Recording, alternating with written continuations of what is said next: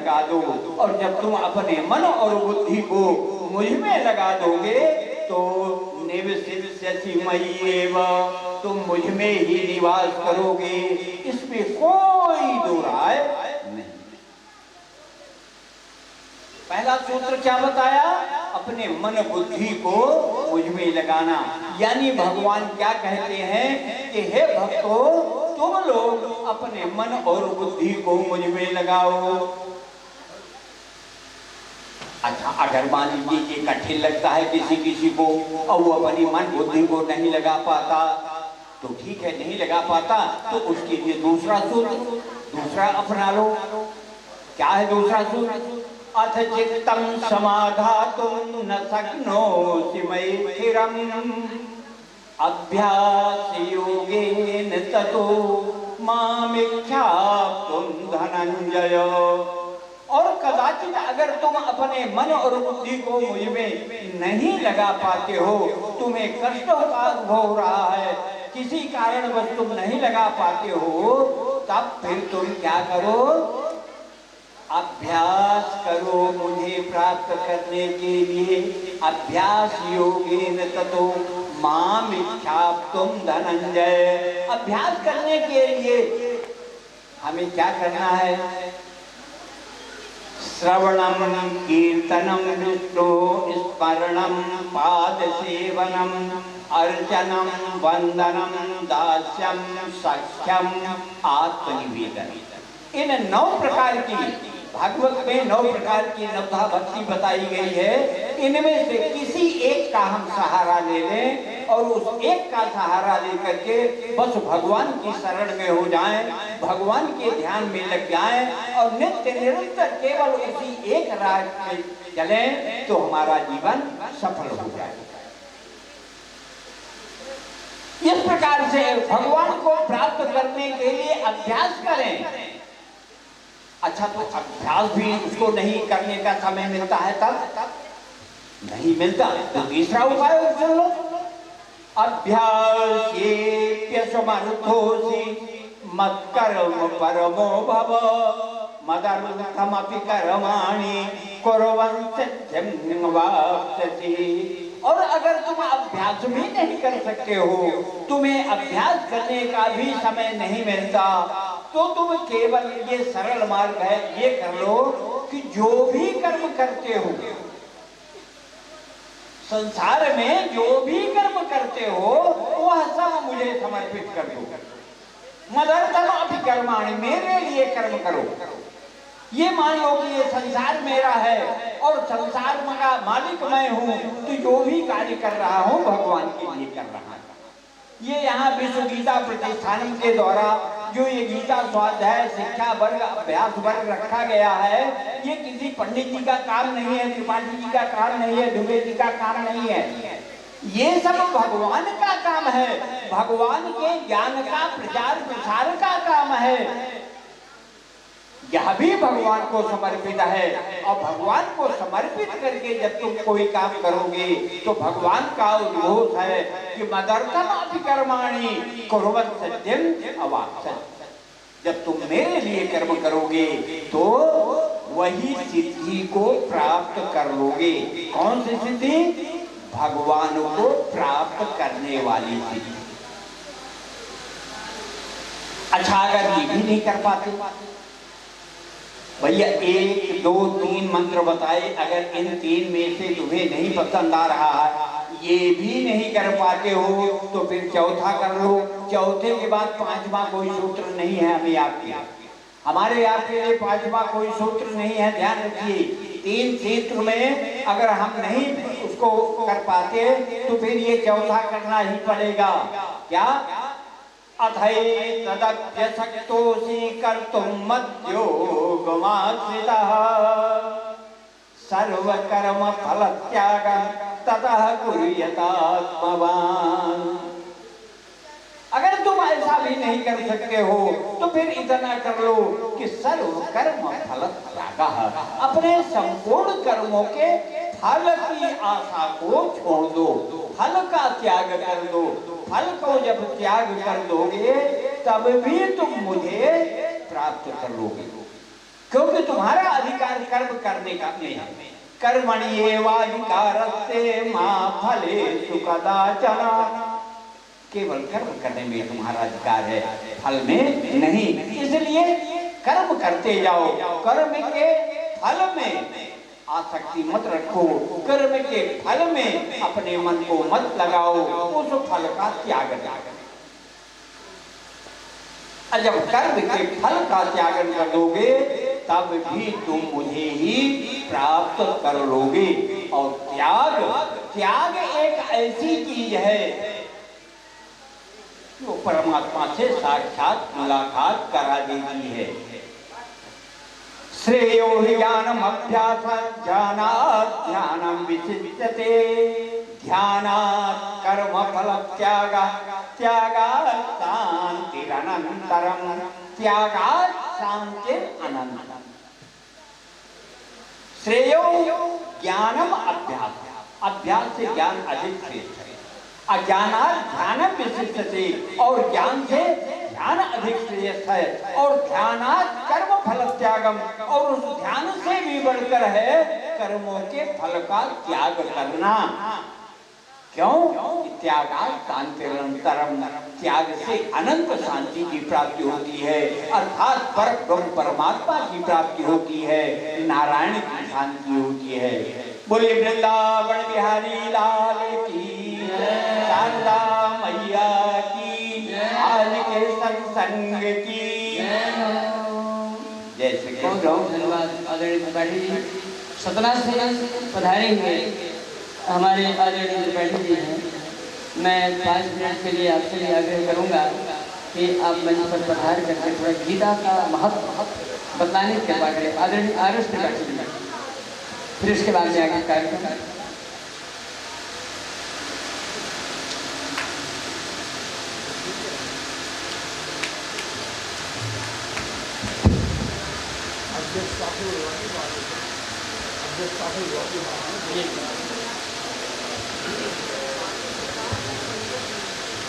परम आदरणीय राष्ट्रीय अध्यक्ष महोदय और मंचासीन सभी विद्वजन,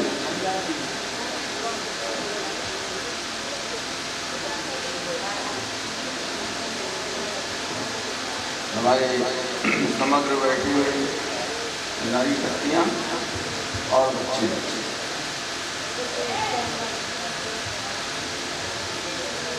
अभी आप लोग भगवान की भक्ति करने के 4 सूत्र सुन लिए हैं। बहुत ही सुंदर व्याख्या आदरणीय त्रिपाठी जी ने किया। मुझे याद हुआ है कि गीता पढ़ना क्यों जरूरी है, उसके विषय में थोड़ा सा मैं प्रकाश डालना चाहता हूँ। बच्चे लोग शांत रहें, बच्चे की छुट्टी हो जाने वाली है, शांत हो जाइए, शांत हो जाए। मैं खड़े हो जाता हूँ ताकि लोग शांत रहें। तो गीता पढ़ना क्यों जरूरी है, समझ में किसके किसके आ गया? हाथ उठाइए जिसके जिसके समझ में आ गया। कई लोग, आधे लोग उठाए हैं और आधे लोग नहीं उठाए, माने आधे लोग समझ में आ गई है गीता पढ़ना क्यों जरूरी है, और आधे लोग नहीं समझ पाए हैं। अच्छा, अब एक चीज ये बताइए, मैं बच्चों की भाषा में बात कर रहा हूँ, गीता की बात नहीं बता रहा हूँ। आप सब लोग आराम चाहते हैं, सुख चाहते हैं कि नहीं चाहते हैं? सब कोई सुख चाहते हैं ना, सब लोग सुख से जीवन व्यतीत करना चाहते हैं। कोई आदमी तकलीफ चाहता है क्या? कोई नहीं चाहता ना। कोई बीमार होना चाहता है क्या? नहीं होना चाहता। क्यों? क्योंकि बीमार होंगे तो तकलीफ होगी, कष्ट होगा, है ना? तो गीता में बताती है कि हम कैसे कष्ट से मुक्त हो जाएं, कैसे हम सुखी हो जाएं। ये बात सुनने में आई आपके? आप सब सुखी कैसे रहेंगे? गीता हमको ये बात भी बताती है। गीता में तो सारा ज्ञान भरा हुआ है, उसको इसलिए पढ़ना जरूरी है। हर तरह का ज्ञान गीता में आपको मिल जाएगा। तो इसलिए गीता का स्वाध्याय का अभ्यास कराया जा रहा है। ये 5 दिवसीय जो कार्यक्रम चल रहा है अभ्यास वर्ग का, इसको आप पूरे ध्यान से सुनिए और गीता को पढ़ते रहिए। गीता जब पढ़ेंगे तो आपको कोई कष्ट फिर नहीं होना है जीवन में। हाँ, ये है कि पढ़ने के बाद उसका अनुसरण भी करना है। केवल ऐसा नहीं कि हम पढ़ लिए गीता के श्लोक याद कर लिए और फिर हम सोच लें कि हम दुखी हो जाए, तो ऐसा संभव नहीं है। उसके नियमों का जो उसने बताया है उसका पालन करना पड़ेगा। जैसे अभी आदरणीय त्रिपाठी जी बता रहे थे 4 तरीके हैं, 4 तरीकों को अपनाना पड़ेगा, तब भगवान की भक्ति हो पाएगी। तो मैं तो अभी केवल भक्ति की बात नहीं कर रहा हूँ, आप लोग कैसे सुखी रहेंगे, कैसे आपका दुख दूर होगा। मैं चाहता हूँ तो बहन जी लोग भी बातें आपस में न करें, वो लोग दूसरी चर्चा में मशगूल हैं और सुन भी नहीं रहे हैं। तो जो बगल में बैठे हैं उनको भी थोड़ा सा शांत रहिए। अभी बस मैं 5 मिनट का ही समय दूंगा, ज़्यादा से ज़्यादा। तो मैं ये कह रहा था कि गीता हमें बताती है कि हम कैसे सुखी रहें, हमको कोई कष्ट ना हो। सब लोग चाहते हैं कि इस बात को जान लें गीता में भगवान कृष्ण ने क्या कहा है। बोलिए, सब लोग चाहते हैं कि हम सब सुखी रहें, कोई तकलीफ ना हो, बीमार ना पड़े। हम बीमार पड़ेंगे तो दुख तो होगा। तो दुख से मुक्ति का एक उपाय भगवान कृष्ण ने बताया। सब लोग करेंगे उस उपाय को, ठीक है? तो उपाय मैं बता देता, ठीक है? भगवान ने कहा है 4-5 उपाय बताए, बहुत सरल सरल उपाय जो आपको पसंद आ जाए। युक्ताहार विहारस्य युक्त चेष्टस्य कर्मसु युक्त सपनावबोधस्य योगो भवति दुःखः। भगवान एक योग बताते हैं, उस योग को करेंगे तो आप बिल्कुल दुख से मुक्त हो जाएंगे, कभी बीमार नहीं पड़ेंगे, स्वस्थ रहेंगे और सुखी रहेंगे। कौन सा है वो? कौन से सूत्र हैं? युक्ताहार विहारस्य, भोजन को संयमित कर दीजिए अपना। संयमित भोजन का मतलब बहुत ज्यादा नहीं खा लेना है पेट भर से ऊपर, और कम भी नहीं खाना है। जितने हमारे शरीर की आवश्यकता है उतना भोजन कर लीजिए। और सबसे अच्छा भोजन होता है शाकाहारी भोजन। शाकाहारी जो सात्विक भोजन होता है उस भोजन को करना चाहिए। राजसी भोजन भी नहीं करना चाहिए जिसमें ज्यादातर तीखा कसैला हो, पदार्थ, जो ऐसे पदार्थ हैं जो तीखे हों, रुक्ष हों, उनको नहीं ग्रहण करना है। सात्विक भोजन जो थाली आए आपके मन पड़ जाएगी तो खा लेना है। तो ऐसा सात्विक भोजन करना है संयमित होकर के, इसका ध्यान रखना है। संयमित का मतलब ये भी है कि समय से भोजन करिए, जो टाइम निर्धारित है उसी समय में भोजन करना है। तो इस योग से जुड़ जाइए, अच्छी बात है नहीं है? तो युक्ताहार विहार, दूसरा है विहार। विहार का मतलब बहुत व्यापक शब्द है ये, घूमना फिरना, खेलना कूदना, आनंद मनाना, ये बिहार के अंतर्गत आता है। तो रोज हर व्यक्ति को कुछ ये काम करना चाहिए। ऐसा नहीं कि कमरे में बैठ के केवल पढ़ ही रहे हैं या सो ही रहे हैं, ऐसा नहीं होना चाहिए। खेल कूद भी सबके लिए आवश्यक है, घूमना फिरना भी आवश्यक है, आमोद प्रमोद भी आवश्यक है। तो सबको संयमित होकर के ये भी करना है, ये नहीं कि केवल खेलते ही रहे पूरा दिन, ठीक है ना? तो संयमित होकर के हमें कर्म भी करना है। युक्ताहार विहार से युक्त चेष्टा से कर्म, जो कर्म आपने निर्धारित है उस कर्म को आप करिए। आपका काम अभी पढ़ने का है तो आप पढ़ने वाला कर्म करिए। जब जीवन के क्षेत्र में आएंगे तो कर्म योग से फिर जुड़ जाएंगे। कर्म योग का तात्पर्य कि आप दूसरे की भलाई के लिए काम करिए, किसी तरह से लाभ की इच्छा न करिए, न हानि, लाभ हानि हो जाए तो उसकी चिंता मत करिए, समत्व में स्थित हो जाइए और उपकार का काम करिए। तो वो आगे कर्म योग आप लोग सीखेंगे। अभी तो आपको केवल पढ़ाई का कर्म है, तो उस कर्म को संयमित होकर करना है। ऐसा भी नहीं कि हम बिल्कुल भी न पढ़ें या कि पढ़ रहे हैं तो रात भर पढ़ रहे हैं। आजकल लड़के ऐसा कर रहे हैं, रात भर पढ़ते हैं और दिन भर सोते हैं, तो स्वास्थ्य खराब हो जाता है। इसलिए समय से सो जाइए और समय से जाग जाइए, ठीक है। युक्त चेष्टा से कर्म, युक्त सपना बबोधर से। भगवान अगली बात कहते हैं कि आप समय से सोइए। सोने की बात आपको धर्मशास्त्रों में बहुत कम मिलेगी। कृष्ण भगवान ने केवल कहा है कि संयमित होकर सोइए। 6 घंटे 7 घंटे जितनी नींद की अवधि है उसको पूरा करना है। समय से सो जाइए। ऐसा भी नहीं कि बहुत 12 बजे रात सो रहे हैं। जो सोने का टाइम होता है 10 बजे रात, 10 से 11 के बीच में सो जाइए, या पहले भी सो सकते हैं और भोर में उठ जाइए। बहुत से विद्यार्थी बोल रहे थे कि हम संध्या कर्म करते हैं, तो संध्या कर्म का समय प्रातः काल ही होता है। इसलिए संध्या कर्म करने के पहले आवश्यक ही आप उठ जाए सूर्योदय के पहले। जो सूर्योदय के पहले उठेगा वो आदमी स्वस्थ रहेगा। स्वस्थ रहेगा तो कोई कष्ट नहीं होगा जीवन में। तो सोना और जागना दोनों जरूरी चीजें हैं। समय से जागना भी है और समय से सोना भी है।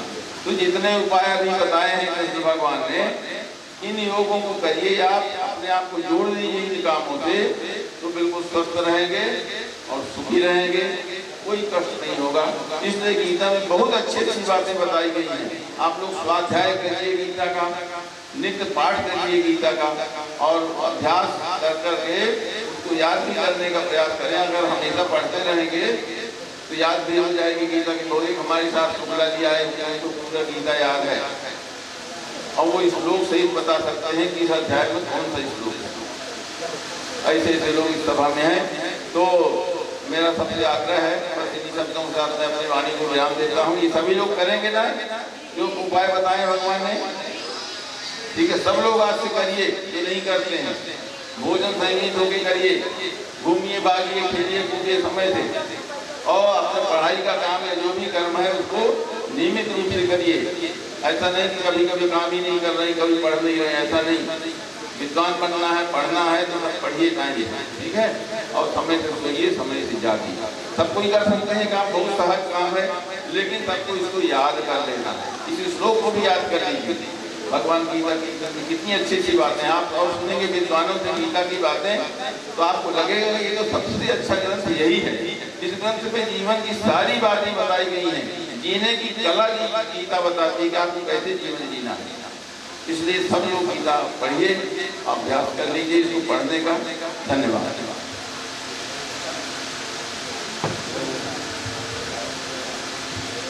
बहुत बहुत धन्यवाद आचार्य जी, आपने गीता का महत्व हमारे बीच में राष्ट्रीय अध्यक्ष आदरणीय द्विवेदी जी विराजमान हैं। आशीर्वाद के 2 शब्द आप भी बोलने की बात करें, और इसके बाद फिर हमारे आरती का कार्यक्रम होगा। आदरणीय हमारे राष्ट्रीय अध्यक्ष माननीय श्री द्विवेदी जी। अभी स्वाध्याय सत्र का पूरा संपादन हो रहा था, जिसमें हमने द्वादश अध्याय के 11 श्लोकों का वाचन किया, फिर आपने अनुवाचन किया, और तदनंतर हमारे विश्व गीता प्रतिष्ठान के उपाध्यक्ष गीता मनीषी हमारे त्रिपाठी जी ने उसकी व्याख्या की। मैं केवल इतना कहना चाहता हूँ, गीता मानव जीवन का संविधान है। इसमें आज की जो हमारी पीढ़ी है, खास करके युवा, ग्रंथों से दूर होता जा रहा है। ये हमारी बड़ी गहन चिंता है। स्वाध्याय का जो ये हमारा संकल्प है, विश्व गीता प्रतिष्ठान का जो लक्ष्य है, केवल यह है कि आप ग्रंथ से जुड़ें, और ग्रंथ से जब आप जुड़ेंगे तो भारतीयता से जुड़ेंगे, सनातनता से जुड़ेंगे, मानवीयता से जुड़ेंगे। जो एक श्रेष्ठ मानव में लक्षण होनी चाहिए, उनका सृजन करने का अनुपम अगर कोई ग्रंथ है तो वो गीता माई। और जितने भी महापुरुष संसार में हुए आज तक, खासकर स्वतंत्रता आंदोलन में, उन सबने गीता का आश्रय किया है। गांधी जी कहा करते थे, जब भी मैं संकट में होता हूँ मैं गीता की आश्रम में चला जाता हूँ। विनोबा जी कहते थे, जब भी मुझे मन में अशांति होती है मैं गीता का आशय लेता हूँ। विवेकानंद जी, उनका पूरा का पूरा चिंतन गीता आधारित है। मैं कहना चाहता हूँ, ज्ञान योग, कर्म योग और भक्ति योग, इस त्रिवेणी को अपने इस हृदय तल पर अवतरित करने के लिए प्रयत्न करें। बच्चे अभी अगर गीता से जुड़ जाएंगे, संपूर्ण जीवन का सुखमय होगा, यशस्वी जीवन होगा, तपस्वी जीवन होगा और देश के लिए हितकारी होगा। बहुत बहुत धन्यवाद।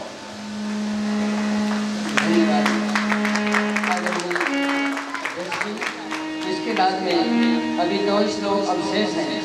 इन 2 श्लोकों की पूर्ति आदरणीय कोठारी जी करें और इसके बाद में गीता माता की आरती।